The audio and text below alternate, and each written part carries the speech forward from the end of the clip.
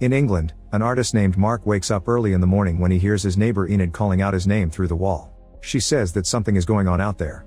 Mark ignores her and leaves the bed, only to discover that the power is out. When he tries to open the window, it appears to be stuck. He looks out and notices a man in another building desperately pounding on his window, but he thinks it's just a wacko.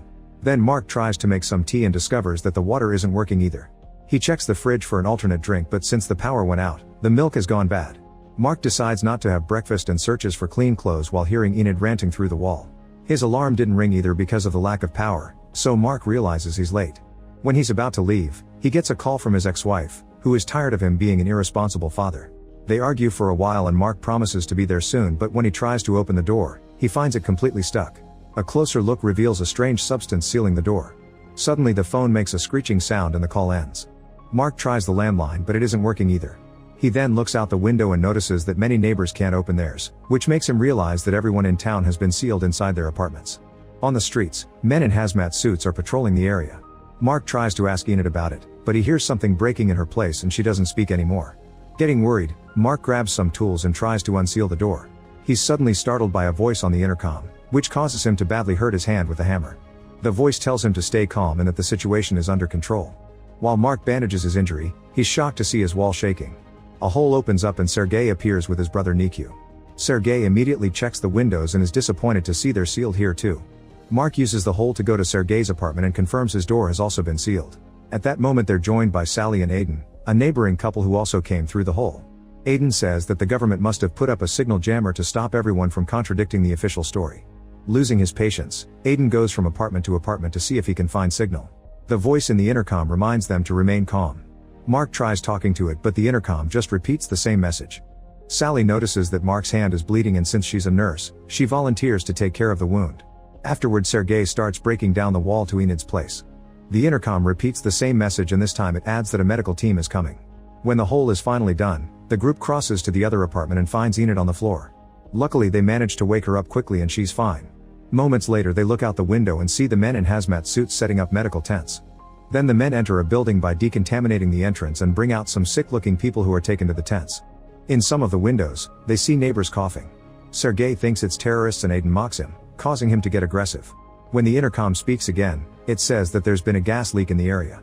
Aiden is trying to light her cigarette, so Mark immediately takes the lighter away. Aiden thinks the gas leak is a lie and Mark agrees. On the windowsill, a mosquito falls dead. As hours pass, more and more people are brought out of buildings and sent to the tents. One of the evacuated men tries to use the chance to run away, but he's immediately shot in the head. All the neighbors at the windows look away in horror while the man's family outside freaks out.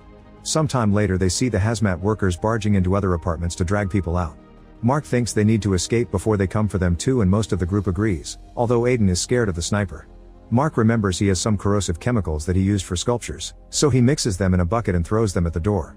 This effectively gets rid of the sealant but also creates some annoying smoke.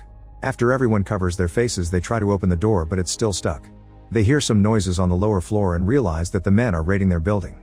People outside are trying to escape and keep getting shot down, although one of the workers also gets stabbed in the process. The group decides to try the door again and this time they finally manage to open it. They discuss how to proceed only to realize that Nikyu is missing. While everyone starts searching the apartments, Nikyu is hidden in the vents and watching how a neighbor is arguing with the hazmat workers because they want to sedate her. Suddenly the woman collapses and the men realize she's level 3, so they'll abandon her there and reseal the apartment. At that moment Sergei finally finds Nikyu and throws down some sheets to pull him out. However, Nikyu can't grab them because the workers hear the noise and immediately take the boy away. Sergei and Mark rush downstairs and Sergei starts beating a man up with a bat. By the time Mark stops him, the guy is already dead. Then Sergei drags the other worker to the apartment for interrogation while Mark checks on Nikyu. In the apartment Sally and Aiden are arguing because Sally called Aiden uncaring. He gets condescending so Sally throws his phone on the ground. Sergei returns with the staff worker and knocks her down. The group goes through the worker's bag and finds tear gas grenades. Then Sergei pushes her against the window with a sign that says "We've got one," which is seen by other neighbors and workers. While Sergei ties the woman up, her radio receives a message saying that the situation is out of control. Mark tries to talk to the man on the radio but he refuses to speak to a civilian and asks for his co-worker. When Mark is about to give the radio to the woman, Sergei snatches it from him and demands an explanation. Suddenly lots of yelling can be heard on the radio and the communication ends. Mark talks gently to the woman and she introduces herself as Hazel. She swears that her people are here to help and have only brought weapons for self-defense since many locals aren't taking the situation well. When Mark tries to remove the hazmat suit, she freaks out and pushes his hands away. He concludes she's protecting herself from them. Hazel explains that a month ago a strange sickness appeared in the area. They tried to isolate it, but it spread very quickly. It's all being kept secret to avoid widespread panic, which would only make things worse. The virus starts in the throat by making it difficult to breathe or speak. The next stage is loss of sight, and lastly the vital organs shut down one by one. Scientists have been looking for a cure to no avail. Suddenly a frustrated Sergei cuts the hazmat suit and Hazel immediately takes out an injection that Sergei steals from her. Hazel admits there's a vaccine, but it's still a prototype, so she isn't sure if it'll work. The best thing they can do for now is stay inside. In the evening, the group is still discussing what to do with the vaccine. They consider sharing it, but the dosage is too low.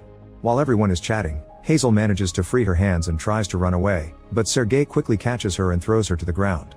The others immediately pull him back to stop him from getting violent, and in the struggle, Sergei accidentally slaps Nikyu, making him cry. Hours continue to pass and Aiden keeps trying the radio to no avail. He wants to get tested, so Hazel reveals that her dead colleague had a testing kit. The group is surprised to see no hazmat staff outside when suddenly an angry mob comes out of a building.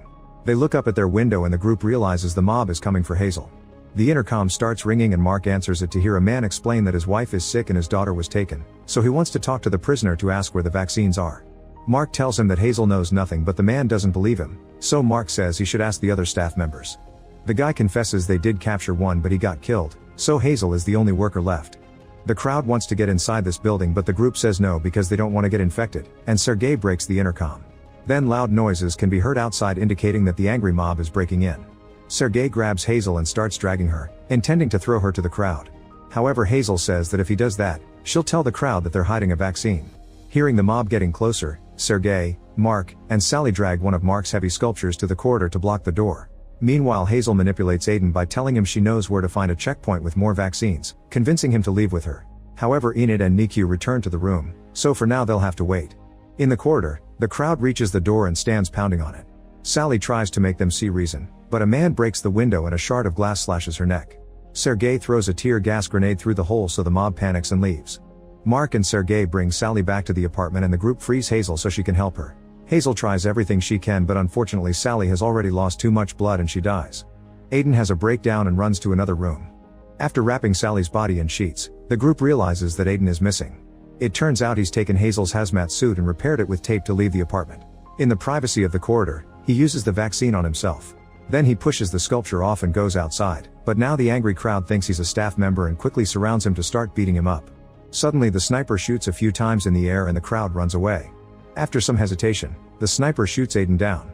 More hours pass and the group is losing their minds. Mark destroys all the pictures of his family and Sergei won't stop drinking. When they hear some noise outside, Sergei opens the door just enough to peek and notices that the crowd is coming. Mark pushes Nikyu and Enid into the other apartment and then tries to free Hazel. However, Sergei doesn't want her to come with them, so he knocks Sergei out with his bat before leaving. When Mark wakes up, he's alone in the apartment. He looks out the window and discovers that more workers in hazmat suits have arrived and are connecting their truck to a building to release poisonous gas. In the neighboring apartment, the others put on masks and try to leave, but Sergei is suddenly tackled by a furious Mark. Enid has to convince him not to kill him. At that moment the gas starts coming through the vents, so Mark says they have to go up to get clean air. On their way to the stairs, they see Hazel's dead body with the sign on her lap. A neighbor startles Sergei from behind and Sergei immediately beats him up. The other residents surround him and Sergei begs for help, but Mark knows he can't fight them all and leaves with Nikyu and Enid. As the crowd drags Sergei away, Mark locks the door using a metal rod. The trio discovers that the door to the roof is also locked, so Mark starts hitting the lock with a tool until he breaks it. They take the last ladder and finally make it to the roof to breathe fresh air before the gas could reach them. No snipers react to their presence, so they guess they left to avoid the poison. The trio decides to sleep on the roof, cuddling each other for warmth. In the morning, Mark wakes up and is devastated to find Enid dead. Then he tells Nikyu to keep his eyes closed and carries him downstairs, seeing lots of bodies on his way down. Eventually they make it to the tent outside, but there's nobody around. At that moment they hear an announcement asking people to stay inside, and anyone found on the streets will be treated as an infection risk. Mark puts on a hazmat suit and leaves with Nikyu without suspicion. Suddenly a neighbor surprises them from behind and captures Nikyu, threatening him with a glass shard. Nikyu hits the guy to free himself, so the man jumps on Mark to stab him instead. Mark manages to bring the guy down at the same time. Afterward Nikyu helps Mark walk, but it's clear that he doesn't have much time left. Mark gives Nikyu his phone, telling him to keep walking until he finds a signal and to text his ex-wife for help. After Nikyu leaves, Mark stops trying to hold on and dies. Soon 2 men in hazmat suits appear behind Nikyu and inject him with a sedative. Sometime later Nikyu wakes up in a tent full of kids. The staff members assure him that everything will be fine and Nikyu wonders if he should send the text. Like, comment, share, and subscribe. Thanks for watching. See you on my next video.